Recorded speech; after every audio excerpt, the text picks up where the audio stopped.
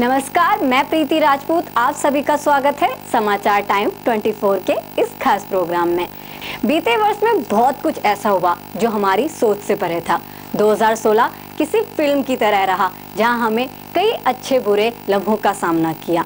उन्हीं अच्छे बुरे लम्हों में से आज मैं आपको बताऊंगी 16 ऐसे लम्हे जिन्होंने इस साल की सबसे बड़ी कंट्रोवर्सी क्रिएट की। आपको जेएनयू का केस तो याद ही होगा ना, जेएनयू जहां पर देश विरोधी नारे लगाए गए थे।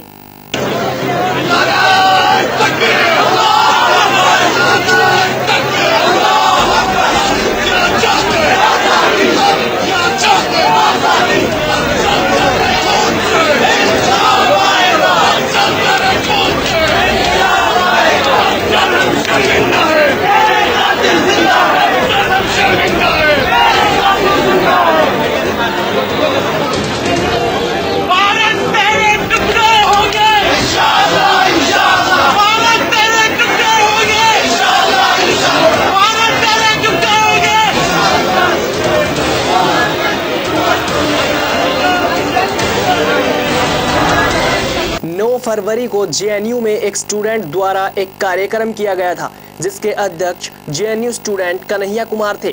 ये कार्यक्रम आतंकवादी अफजल गुरु के ऊपर रखा गया था। मामला तब गरमाया जब खबर आई कि कुछ छात्रों ने संसद पर हमले के दोषी अफजल गुरु को वर्ष 2013 में फांसी दिए जाने के मुद्दे पर सरकार एवं देश के खिलाफ कथित तौर पर नारे लगाए थे। इस मुद्दे को लेकर राजनीति तो काफी देखने को मिली। संसद से लेकर जेएनयू कैंपस तक माहौल बहुत गरमाया हुआ था। कार्यक्रम के आयोजक कन्हैया कुमार पर तो पटियाला कोर्ट के बाहर कुछ वकीलों ने हमला भी कर दिया था।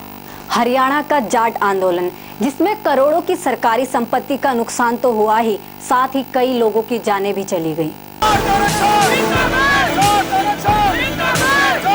कई जिलों में आरक्षण की मांग को लेकर प्रदर्शन कर रहे जाट समुदाय के लोग गुड़गांव में भी सड़कों पर आ गए और सरकार के खिलाफ नारेबाजी की और हक देने की मांग की। प्रदर्शनकारियों में महिलाएं भी शामिल थी। उधर झज्जर, मेवात और रेवाड़ी में धारा 144 लगा दी गई। करीब 9:30 बजे रेलवे रोड पर दौलताबाद फ्लाईओवर के पास करीब 100 लोग रोड पर बैठ गए थे। प्रदर्शन कर रहे लोगों की मांग थी कि जल्द से जल्द प्रदेश में जाटों को आरक्षण दिया जाए। अगर आरक्षण नहीं दिया जाता है तो बाकी जातियों का आरक्षण भी खत्म होना चाहिए। आंदोलन की वजह रोडवेज बसों की सर्विस भी बाधित रही। इससे पैसेंजरों को खासा परेशानियों का सामना करना पड़ा। आंदोलन से रोडवेज को रेवेन्यू का भारी झटका लगा। रोडवेज के अनुसार महज 2 दिनों में ही गुड़गांव डिपो को लगभग 1.5 लाख के करीब नुकसान सहना पड़ा है। इसके अलावा करोड़ों की सरकारी संपत्ति भी तहस नहस हो गई।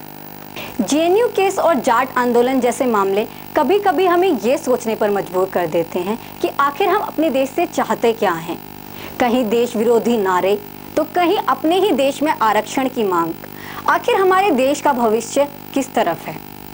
खैर, इसके बाद मामला थोड़ा ठंडा होने ही लगा था कि पनामा केस मामले में कई बड़े सेलिब्रिटी और बिजनेसमैन के नाम आने से एक बार माहौल फिर गर्म हो गया। चौंकाने वाली बात यह थी कि पनामा केस में उन अभिनेता, अभिनेत्रियों और खिलाड़ियों के नाम आए जिनकी किसी को उम्मीद नहीं थी। आपको बता दें, पनामा मध्य अमेरिका का एक छोटा सा देश है। पनामा की मुद्रा स्फीति नीची है और यह अपने देश की मुद्रा के रूप में अमेरिकी डॉलर का इस्तेमाल करता है। पनामा में विदेशी निवेश पर कोई टैक्स नहीं लगता है। इसी वजह से पनामा में लगभग 3.5 लाख गोपनीय कंपनियां हैं। पनामा में एक फर्म है जिसका नाम है सेक फोनेस्को। यह फर्म विदेशियों को पनामा में सेल कंपनी बनाने में मदद करती है, जिसके जरिए कोई भी व्यक्ति संपत्ति को अपना नाम या पता बताए बिना खरीद सकता है। इस कंपनी के लीक हुए दस्तावेजों में दुनिया भर के बड़े नेताओं, प्रमुख खिलाड़ियों और अन्य बड़ी हस्तियों के नाम सामने आए हैं जिन्होंने अरबों डॉलर की राशि पनामा में छुपाई हुई है। इसमें भारतीय एक्टर्स ऐश्वर्या राय बच्चन, एक्टर अमिताभ बच्चन और डीएलएफ ग्रुप के चेयरमैन केपी सिंह का भी नाम आया, जो चौंकाने वाला था। 2 जून 2016 में मथुरा के जवाहर बाग में हुई हिंसा, जिसमें 24 लोग और 2 पुलिस अधिकारी शहीद हो गए।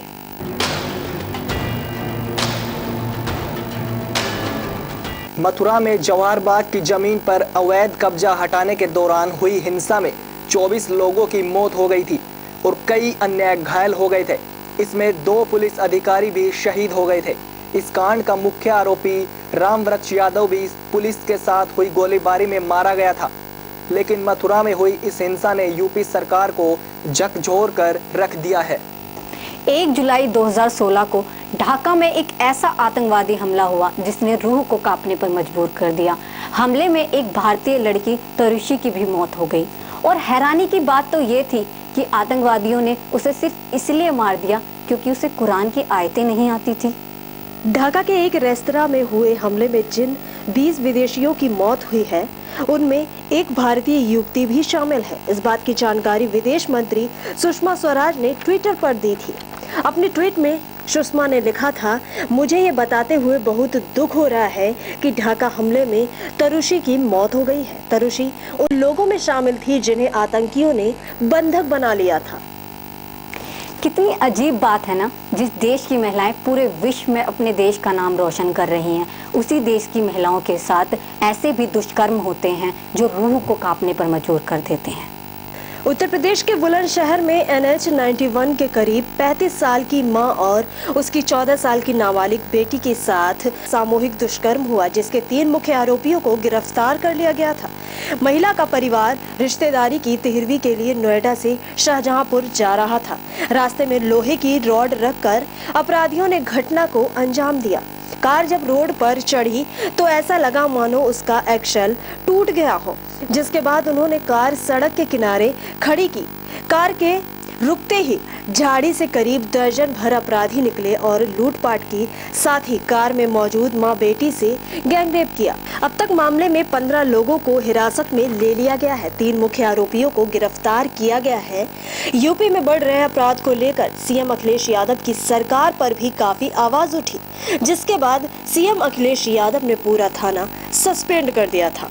लेकिन रमजान के इस पाक महीने में एक खबर ऐसी भी आई जिसने देशवासियों को खुश होने का मौका दिया और हमारे जवानों की शक्ति से अवगत कराया। यह थी आतंकवादी बुरहान वानी की हत्या की खबर। 10 लाख का इनामी हिजबुल के poster boy and commander Burhan को 8 जुलाई 2016 को जम्मू कश्मीर पुलिस और राष्ट्रीय राइफल्स के जवानों ने मार गिराया था। बुरहान ने 16 साल की उम्र में आतंक का रास्ता अपना लिया था। घाटी स्थित आतंकी संगठन हिजबुल के संपर्क में आने के बाद बुरहान को ट्रेनिंग के लिए पाकिस्तान भेजा गया।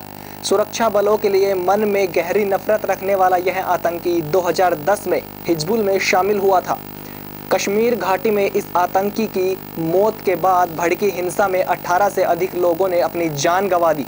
अब वक्त हो चला है एक छोटे से ब्रेक का। ब्रेक के बाद हम आपको बताएंगे कि और कौन सी कहानियां बनी इस साल की सबसे बड़ी कंट्रोवर्सी।